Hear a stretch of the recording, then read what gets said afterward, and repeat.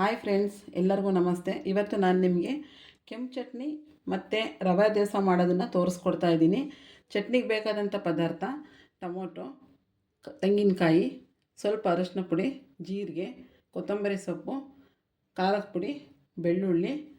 ಎಣ್ಣೆ ಏನು ಇದಕ್ಕೆ ಬೇಡ, ಇದು ಬೇಕಾಗಿರೋದು ದೋಸೆಗೆ. ಇದಿಷ್ಟು ಪದಾರ್ಥಗಳು ಚಟ್ನಿಗೆ.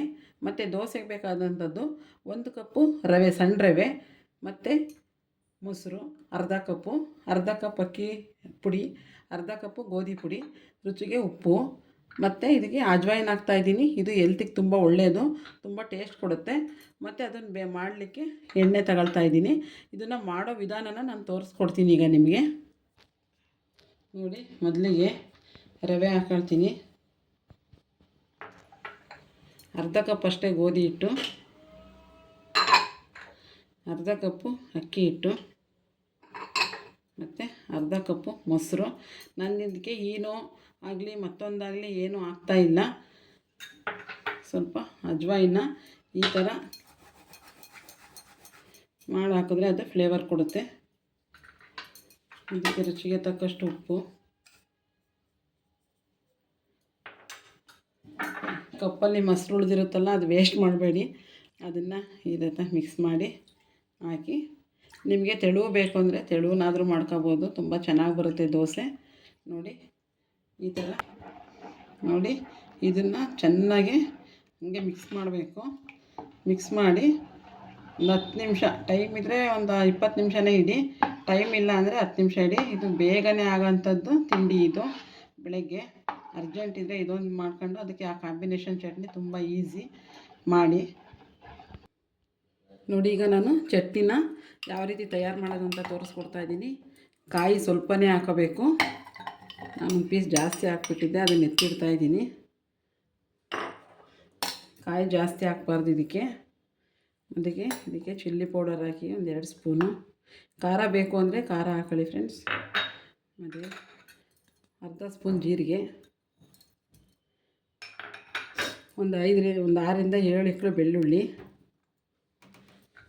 ಒಂದೇ ಚಿಟಕಿ ಅರಿಶಿನ ಪುಡಿ, ಮತ್ತು ನಿಮಗೆ ರುಚಿಗೆ ತಕ್ಕಷ್ಟು ಉಪ್ಪು ಹಾಕಿ ಇದನ್ನು ಗ್ರೈಂಡ್ ಮಾಡಿ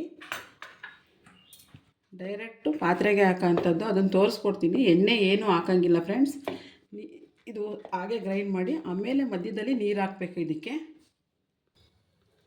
ನೋಡಿ, ಪಾತ್ರೆ ಚೆನ್ನಾಗಿ ಕಾಯಿಸ್ಕೊಂಡಿದ್ದೀನಿ, ಬಿಸಿಯಾಗಿದೆ. ಇದಕ್ಕೆ ಎಣ್ಣೆ ಏನೂ ಹಾಕೋಂಗಿಲ್ಲ, ಡೈರೆಕ್ಟ್ ಇದನ್ನು ಇದಕ್ಕೆ ಹಾಕೋದು. ಸಿಮ್ಮಿಗೆ ಹಾಕೊಳ್ಳಿ ಸ್ವಲ್ಪ, ಅದು ಹಾಕ್ದಾಗ ಸಿಮ್ಗೆ ಹಾಕಬೇಕು. ನೋಡಿ, ಫ್ಲೇವರ್ ಇದು ಹಾಕಿದ ತಕ್ಷಣ ಫ್ಲೇವರ್ ಚೆನ್ನಾಗಿ ಬರ್ತಾಯಿದೆ. ಸಿಮ್ಮಿಗೆ ಹಾಕಿ ಈ ಥರ ಮಿಕ್ಸ್ ಮಾಡ್ತಾಯಿರಿ.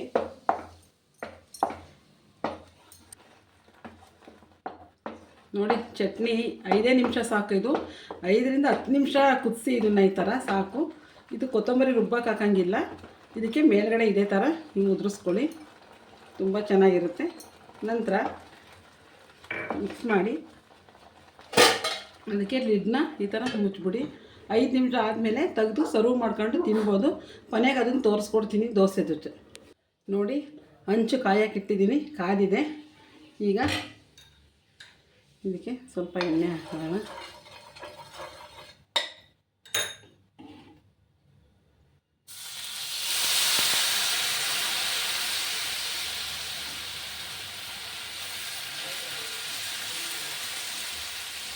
ಮತ್ತು ಇದ್ರ ಮೇಲೆ ನೀವು ಬೇಕಾದರೆ ತುಪ್ಪ ಬೇಕಾದರೂ ಹಾಕೋಬೋದು.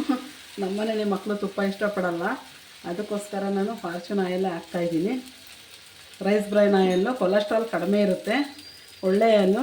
ಅದನ್ನು ನೀವೇ ಉಪಯೋಗಿಸಿ, ನೀವು ಕೂಡ ಉಪಯೋಗಿಸಿ ಎಲ್ಲರೂ. ನೋಡಿ, ಈಗ ಇದು ಆಗ್ತಾಯಿದೆ.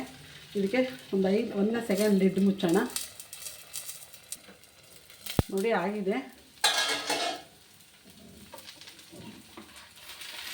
ಎಷ್ಟು ಚೆನ್ನಾಗಿ ಬರ್ತಾಯಿದೆ.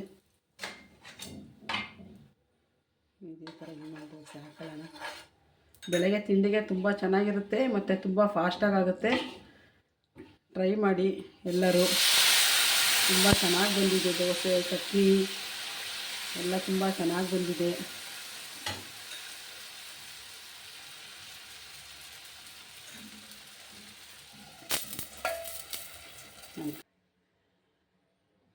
ನೋಡಿ ಫ್ರೆಂಡ್ಸ್, ದೋಸೆ ರೆಡಿ ಆಯಿತು, ರವೆ ದೋಸೆ. ಅದಕ್ಕೆ ಕೆಂಪು ಚಟ್ನಿನೂ ರೆಡಿ ಆಯಿತು. ನೀವು ಟ್ರೈ ಮಾಡಿ, ಮಿಸ್ ಮಾಡಬೇಡಿ. ತುಂಬ ಚೆನ್ನಾಗಿ ಬಂದಿದೆ ಫ್ರೆಂಡ್ಸ್. ಲೈಕ್ ಮಾಡಿ, ಶೇರ್ ಮಾಡಿ, ಸಬ್ಸ್ಕ್ರೈಬ್ ಮಾಡಿ. Thank you friends.